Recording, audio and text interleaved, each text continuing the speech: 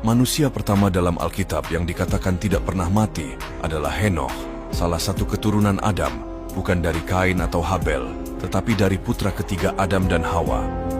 Henokh juga merupakan kakek buyut Nuh dan merupakan leluhur dari tokoh-tokoh penting lainnya dalam Alkitab. Pada era di mana Tuhan belum menetapkan batas usia 120 tahun, seperti yang disebutkan dalam Kejadian 6 ayat 3. Banyak individu yang hidup jauh melampaui 1 abad.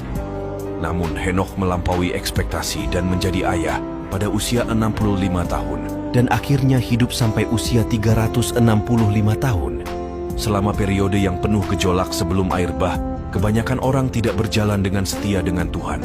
Mereka menempuh jalan mereka sendiri yang bengkok dalam dosa.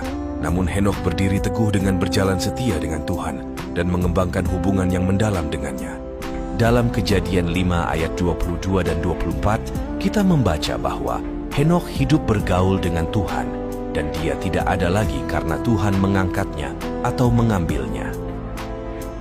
Ayat ini menunjukkan hubungan yang akrab Henokh dengan Tuhan, dan fakta yang luar biasa adalah bahwa Tuhan memilih untuk membawanya ke surga tanpa dia mengalami kematian fisik.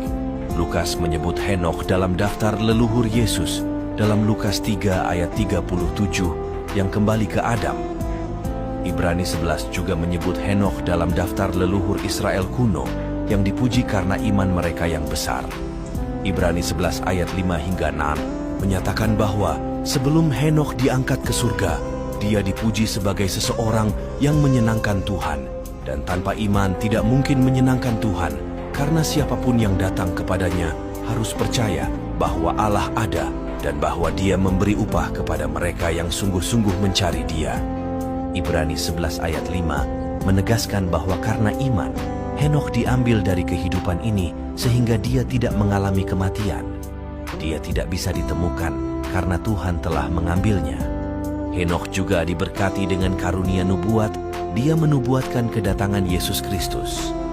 Ini digambarkan dalam Yudas 1 ayat 14 hingga 15 yang menyatakan bahwa Tuhan datang dengan ribuan orang kudusnya untuk menghakimi semua orang dan menghukum semua perbuatan fasik yang telah mereka lakukan dalam kefasikan mereka, dan semua kata-kata yang menantang yang diucapkan orang-orang berdosa yang tidak saleh melawannya.